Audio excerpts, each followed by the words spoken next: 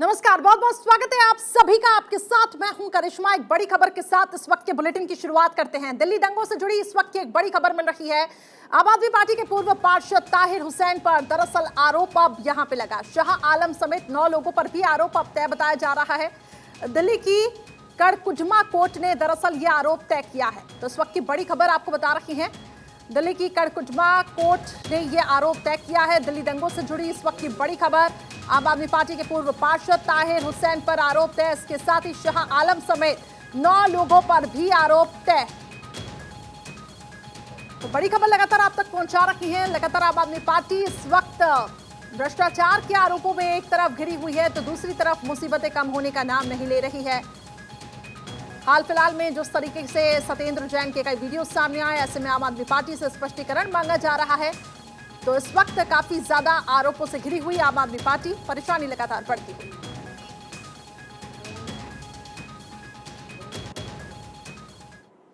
चलिए बात करते हैं गुजरात की। गुजरात में दूसरे और आखिरी चरण की वोटिंग से पहले आपको बता दें कि 14 जिलों में प्रचार का शोर अब थम गया है। वोटिंग सोमवार यानी कि 5 दिसंबर को होगी और इस आखिरी चरण में कुल 93 सीटों पर वोटिंग होनी है।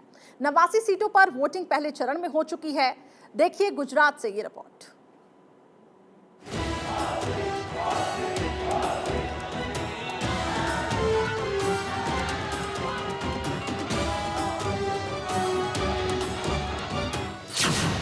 थम गया चुनाव का शोर, अब प्रत्याशी जाएंगे डोर टू डोर। मतदान की तैयारी जोरों पर। 1 महीने से गुजरात में जारी चुनावी लाउडस्पीकर बंद हो गया है। प्रचार अभियान थम गया है।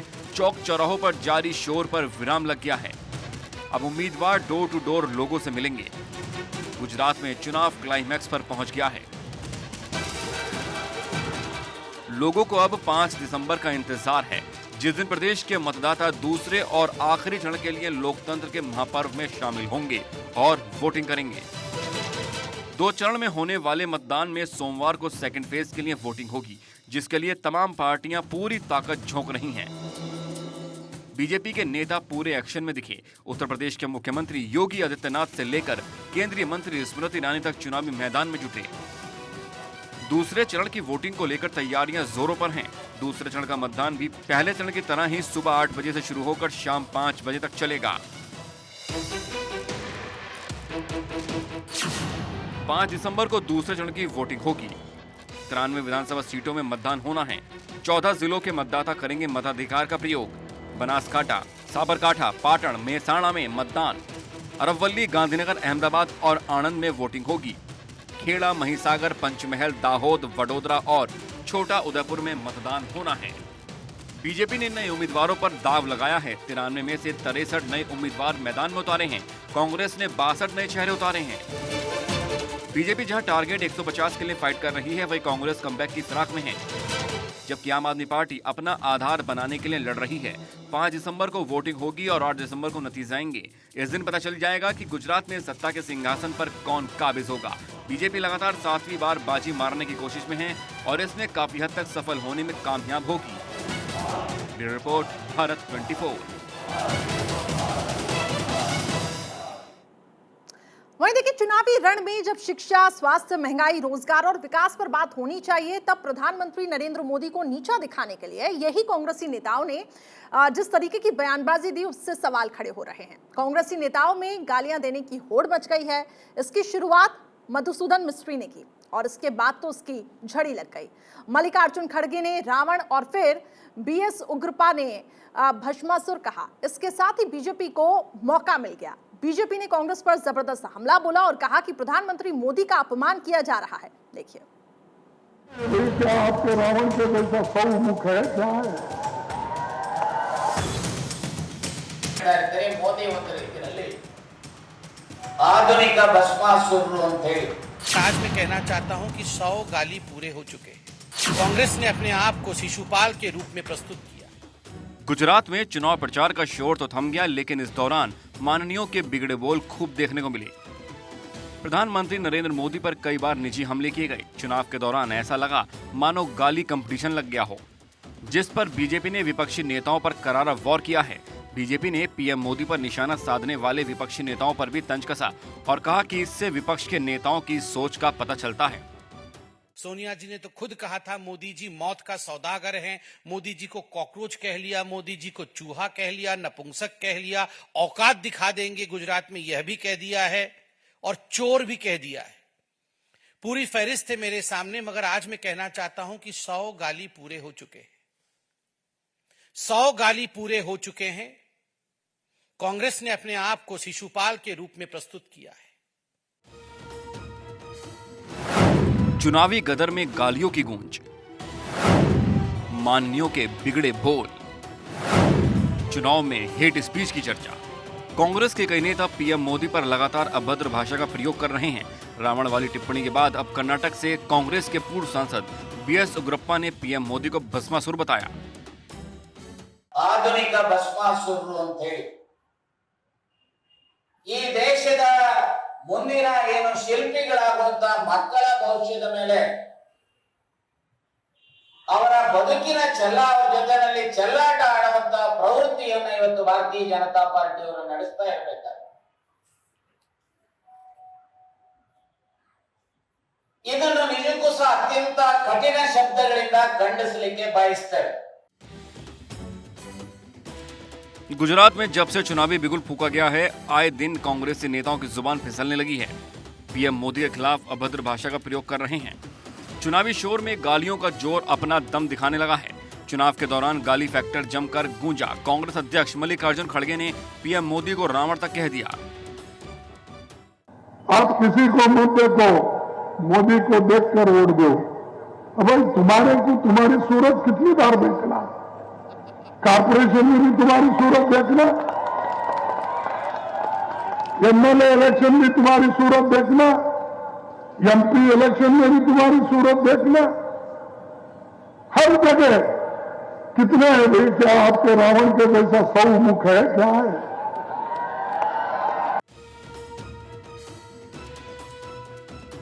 मल्लिकार्जुन खड़गे की इस टिप्पणी पर पीएम मोदी ने जबरदस्त पलटवार किया। उन्होंने कहा था कि कांग्रेस पार्टी को नहीं पता कि ये राम भक्तों का गुजरात है। राम भक्तों की भूमि पर उन्हें मोदी जी को 100 सिर वाला रावण कहने के लिए कहा गया। अगर वे लोकतंत्र में विश्वास करते तो इस स्तर तक कभी नहीं जाते।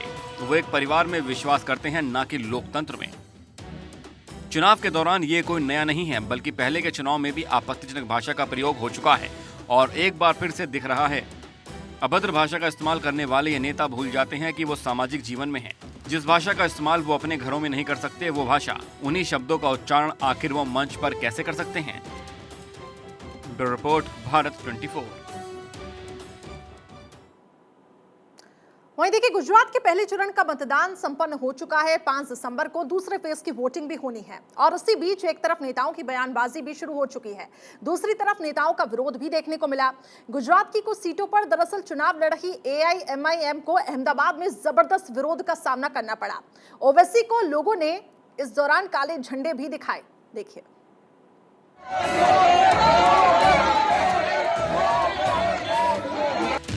गुजरात में ओवैसी का भारी विरोध।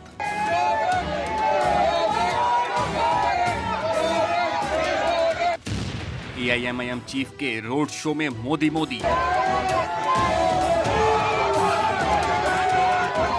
बड़े अरमान के साथ AIMIM प्रमुख असदुद्दीन ओवैसी गुजरात के चुनाव मैदान में उतरे थे। निजाम के शहर में गुजरात आकर ये सोचा था कि वहां किंग मेकर बनेंगे, मुस्लिम वोटर का रहनुमा बनकर, मगर ओवैसी का सपना चकनाचूर होता दिख रहा है। खुद उनके ही कौम के लोग ओवैसी के विरोध का झंडा बुलंद करने लगे। AIMIM के मुखिया असदुद्दीन ओवैसी को एक बार फिर विरोध का सामना करना पड़ा। अहमदाबाद में ओवैसी के रोड शो में जमकर हंगामा हुआ। ओवैसी को काले झंडे दिखाए गए और गो बैक के नारे भी लगे। गुजरात के पहले चरण का मतदान संपन्न हो चुका है। अब 5 दिसंबर को दूसरे फेज की वोटिंग होगी। इसी बीच एक तरफ नेताओं की बयानबाजी है तो दूसरी तरफ नेताओं को विरोध का भी सामना करना पड़ रहा है। एक तरफ ओवैसी का विरोध हो रहा है तो वहीं दूसरी ओर भावुक होने का नाटक करते दिखे। अहमदाबाद के जमालपुर में मंच पर वे रोने लगे।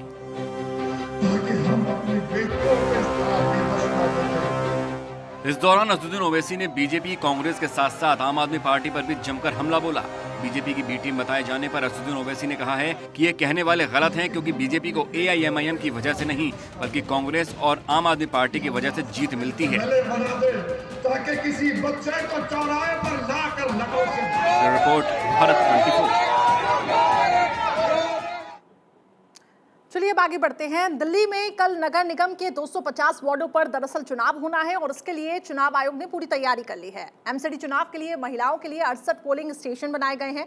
साथ ही 68 मॉडल मतदान केंद्रों की भी व्यवस्था की गई है। 7 दिसंबर को यहां पर काउंटिंग होगी और उसके बाद पता चलेगा कि MCD का आखिर नया बॉस कौन है। देखिए।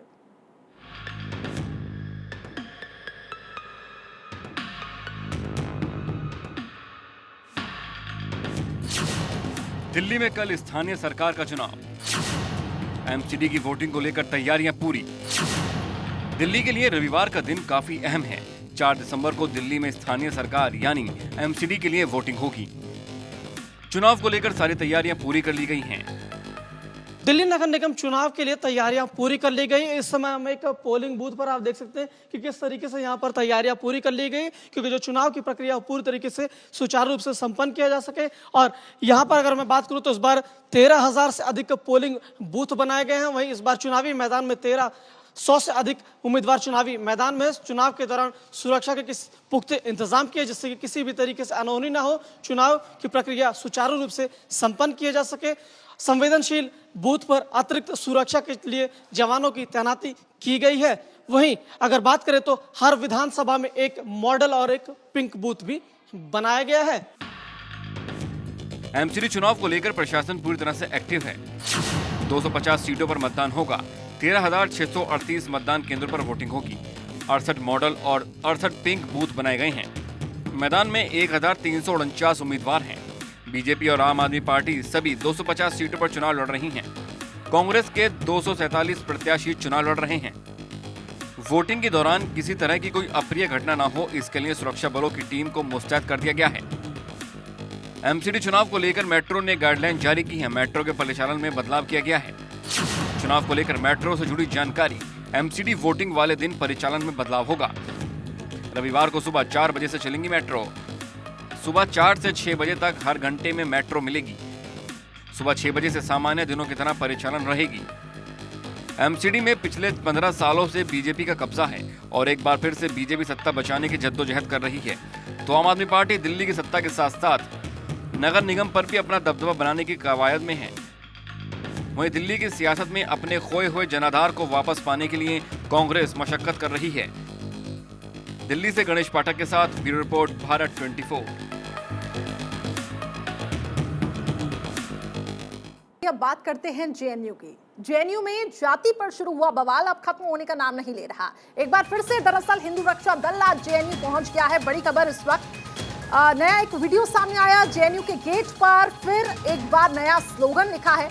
आपत्तिजनक स्लोगन लिखकर विरोधियों को नई चुनौती ये वीडियो दे रहा है।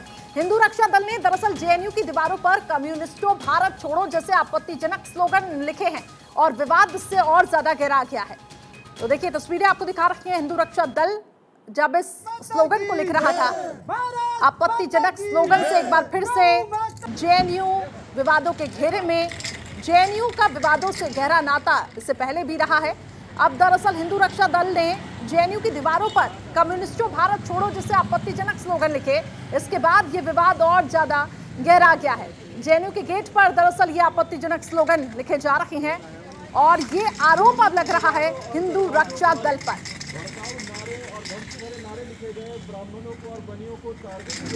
आज हम यहाँ सभी हिंदू रक्षा दल के कार्यकर्ता JNU पर पहुंचे। जिस तरीके से इन्होंने बनिया और ब्राह्मणों को टारगेट करके कहा है कि ये लोग देश छोड़ें। सबसे पहले तो मैं ये कहना चाहता हूँ कि सभी हिंदू एक हैं। हम सभी सनातनी हिंदू हैं। हम में कोई जाति नहीं है। अगर कोई जाति को टारगेट कर करके हमें हिंदू भाइयों को बांटना चाहता है तो वो गलत है। इसी के उसमें हमने विरोध करते हुए JNU हमने सभी यहाँ की सभी दीवारों पे लिखा और हम लोगों ने लिखने वाले लोगों को ये बता देना चाहता हूँ, आप तो लिख करके छिप गए। हम यहाँ लिख करके आपको बता रहे हैं, जिहादी मानसिकता के लोग भारत छोड़ो, कम्युनिस्ट विचारधारा के लोग भारत छोड़ो। आप लोगों की भारत में कोई जगह नहीं है। भारत विरोधी गतिविधियां करने वाले लोग यहाँ भारत से चले जाएं, अन्यथा उनको भगाने का काम हिंदू रक्षा दल का एक एक कार्यकर्ता करेगा। तो आपत्तिजनक स्लोगन लिखने पर दरअसल ये बड़ा आरोप हिंदू रक्षा दल पर लगा, जिसके बाद ये विवाद और ज्यादा गहरा गया। हिंदू रक्षा दल के लोगों पर दरअसल ये आरोप लगा है, कम्युनिस्टों भारत छोड़ो, इस तरीके के वहां पे नारे लगाए गए और वो तस्वीरें आपको दिखा रहे हैं। और इस पूरे मामले में जानकारी दे रही हैं हमारे संवाददाता केशव झा। इसका विवादों से नाता छूट ही नहीं रहा है। कुछ दिनों पहले जब जेएनयू कैंपस के दीवारों पर जाति सूचक शब्दों का यूज करके एक खास वर्ग को टारगेट किया गया था और कहा गया था कि भारत छोड़ दो, तो आज वहीं हिंदू रक्षा के दल के द्वारा जेएनयू के मेन गेट पर इसी जगह, इसी साइन बोर्ड पर, जो जेएनयू का साइन बोर्ड है, इसी जगह कम्युनिस्टों भारत छोड़ो, जिहादी भारत छोड़ो, इस तरह का स्लोगन लिखा हुआ नजर आ रहा था कुछ देर पहले, जब हिंदू रक्षा दल के जो राष्ट्रीय अध्यक्ष उन्होंने यहाँ पर लिखा था। उसके बाद फिर से जेएनयू एक बार विवादों में आ गया है, लेकिन जो छात्र यहाँ पे पढ़ाई कर रहे थे, जो इससे पहले जिस तरह का स्लोगन लिखा हुआ था, लेकिन सवाल यही है कि जेएनयू के मेन गेट पर जहाँ पे सीसीटीवी कैमरा है, इसके बावजूद यहाँ पर 10 से ज्यादा सुरक्षा के गार्ड रहते हैं, हमेशा तैनात रहते हैं, उस जगह पर हिंदू रक्षा दल के द्वारा इस तरह के स्लोगन लिख देना कि कम्युनिस्टों भारत छोड़ो, जिहादी भारत छोड़ो। लेकिन शुरुआत उन्हीं लोगों के तरफ से किया गया था जब जेएनयू कैंपस के अंदर ब्राह्मण भारत छोड़ो, बनिया भारत छोड़ो और एक खास वर्ग को टारगेट किया गया था। लेकिन इस वक्त हमारे साथ जेएनयू के कुछ छात्र हैं, इनसे बात करेंगे। इससे पहले ब्राह्मण बनिया को टारगेट किया गया था, आज कम्युनिस्ट को, जिहादी को। क्या करें, हम लोग तो चाहते हैं कि सब चीज़ सही से रहे, लेकिन जब वही बात वही है कि जब दिया बुझने लगता है तो फड़फड़ाता है। वही वामपंथी लंपट मान नहीं रहे हैं, हमेशा से इस टाइप का कृत्य कर रहे हैं। कैमरामैन विकास झा के साथ केशव कुमार झा, भारत 24 दिल्ली। चलिए अब आगे बढ़ते हैं। इस वक्त एक बड़ी खबर मिल रही है शिमला में। दरअसल पुलिस भर्ती पेपर लीक मामला सामने आया। 6 महीने बाद सीबीआई को ये पूरा केस सौंपा गया है। बड़ी खबर इस वक्त की, चंडीगढ़ में सीबीआई ने 2 एफआईआर दर्ज की है। पुलिस ने पहले ही सीबीआई को जांच रिपोर्ट सौंपी है। पुलिस और सीआईडी ने अलग अलग इस पूरे मामले को दर्ज किया था। एसआईटी की जांच में अब तक 181 आरोपियों की गिरफ्तारी हो चुकी है। 27 मार्च को दरअसल पुलिस भर्ती का ये पेपर हुआ था और उसके बाद से जिस तरीके से इस पूरे मामले में कार्रवाई हुई, 27 मार्च को पुलिस भर्ती का ये पेपर हुआ। सीएम ने पेपर रद्द करने के दरअसल निर्देश हुए थे, जिस तरीके से पेपर लीक हुआ था। और इसके बाद अब जानकारी ये है कि सीबीआई इस पूरे मामले की जांच करेगी। 6 महीने बाद सीबीआई को यह केस सौंपा गया है।